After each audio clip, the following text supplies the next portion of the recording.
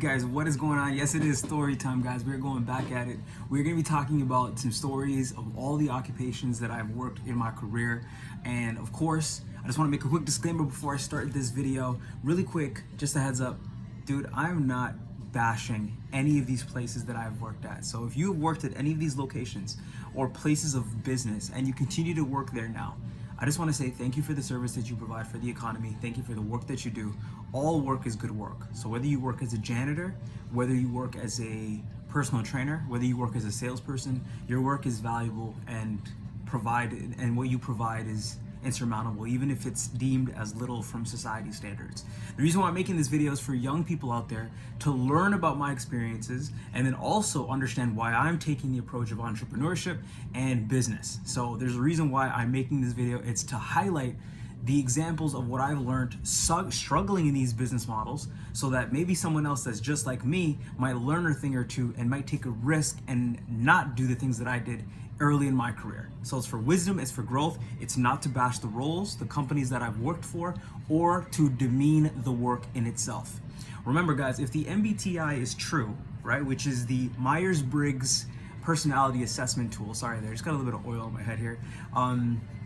There's more than one different type of personality that is in today's society, right? So what I've learned with being an ENFP, and of course these are just terms, they're not proven 100% in science. There are certain roles that I've done amazing in, and there's certain roles that I haven't done so great in. So of course this is depending on your work ethic, your compatibility, your teamwork ability, your ability to understand the work as well too, and then your intellectual prowess as well. That being said, I've had some tougher times than others with certain roles, and I want to highlight what those were for me. So today's video is going to be about working in a factory. Yes, if you want to take a screenshot of that, yes you can. Boom. So looking back, I was actually like laughing because man, I've worked in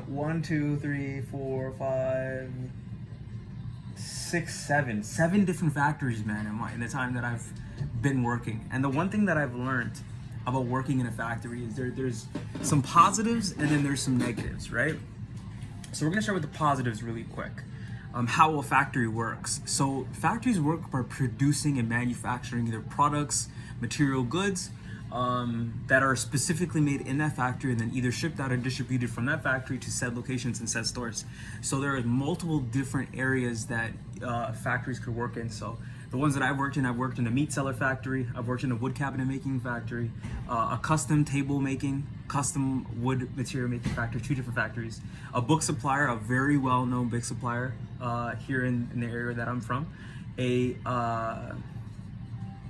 what does that even say? Oh, so a mailing company, right? See you later, I call them, but I'm not gonna put any names on it. But if you know a company that rhymes with see you later, I've worked with them. And I've also worked with 2 other, a chocolate refinery factory and one other food refinery factory. So usually there is a system in factories.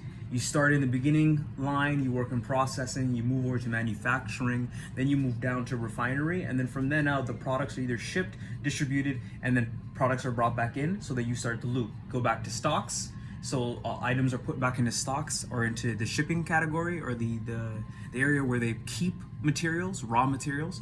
Then they process them, manufacture them, put them into shipping, distribute them, and then inbound materials come in, and there should be a little arrow that comes in.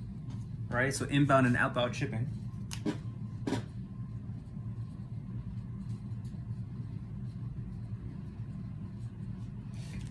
Right.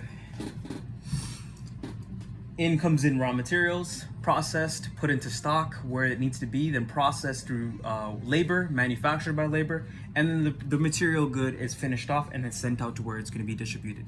Now, let's talk a little bit about all the different type of factories there are out there. So the reason why I'm not bashing anything at all is because everything we're wearing, everything that I have on this clipboard, this whiteboard, this book, right? All were sent through factories. So before you want to bash this type of work, which I am not doing, I want to give thanks to all the factory workers out there that have done the hard duty of doing the processing, the manufacturing, the stocking, and then the shipping of these products, because we consume these products every single day.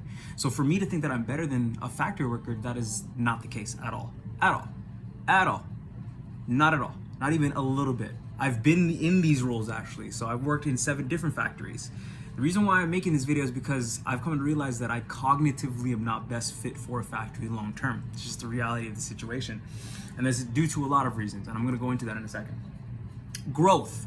In a factory, you have potentials of growing in certain roles. So once you start off as your entry-level production worker, you can make your way up to a team lead, a supervisor, a factory supervisor, an operations supervisor, and then maybe even a general manager, right? So of course, this track record takes a lot of time, and then the keys to getting to these roles are punctuality, time efficiency, and making this process as fast as possible. So the person that can optimize a system like this, make the system better, keep it running long term is probably gonna move up the hierarchy list. I never had a chance to move up in any of these current roles just because for me, I need a role that's creative, that adds value, and that has meaning to what I'm doing.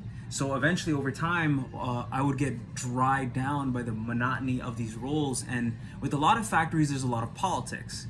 And I'm gonna go into that a little bit later, right? So let's talk a little bit about shift type of work, right? So you're either gonna be working a morning, an afternoon, or a night shift. I've done all three. You're either going to be having scheduled times or weeks that are going to be consistently the same, and that's usually how factory roles work. You're given a set time, set roles, and you're supposed to do set thing at set time in order for you to get your paycheck. So let's talk about pros and cons. Pros, I think everybody that's starting out in their life, whether you're a student, a young man, or a young woman who is looking to make some money and that's having a hard time, just like I was, and you know, I'm not ever subject to not being in that position, has to go through that experience because you get to learn a few things. You get to learn what type of roles dominate in factories, what type of roles are best fit in factories, what you'll see, what you'll come up against. You'll learn a little bit about, worker safety hazards that can occur. You'll learn about trucking pallets. You'll learn about certain type of lifting procedures that are better for your body. You'll learn what type of foods and how they're produced and how they are made. This will also, working at a chocolate refinery factory taught me about the power of not eating processed foods. And although I do still now, I'm a little bit more hesitant just because I know what that process was like.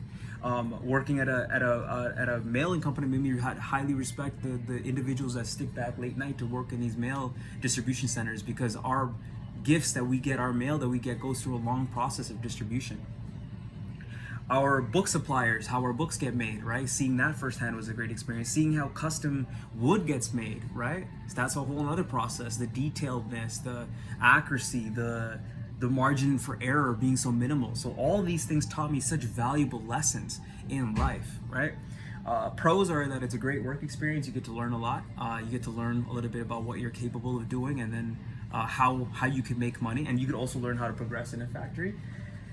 The cons in working in factory work are dependent on if you can long-term stay in that role. Hierarchy roles are very subject to, in my opinion, from what I've learned, pro efficiency, but it's also longevity and then who your supervisor and your managers like. So you do have to play that aspect of favoritism and joystering to kind of really move up. It depends on the factory that you currently work at. And certain roles you have to work really, really demanding hours, and you'll have to work overtime. So that's another aspect that you have to consider. So your hours and your rates are usually fixed. Time breaks are very specific. You do have to work a significant amount of time before you do work up and progress. And as always on this channel, we always talk about growth.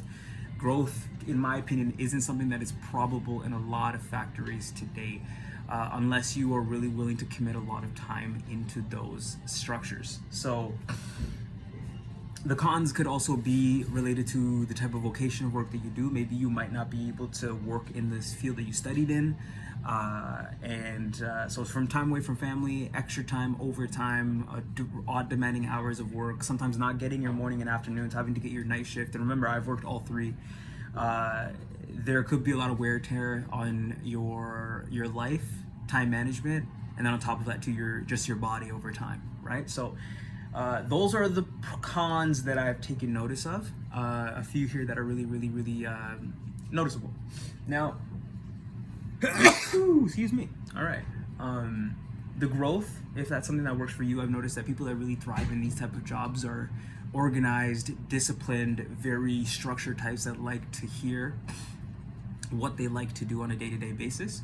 So if you like somewhere where you know what you have to do, you know who you have to speak to, and you know what the job has to be done on that day is, and this is a great for that type of personality, a person that's authoritative, who is clear-cut, and that doesn't need to apply too much creativity to their role. This would be a great place for you.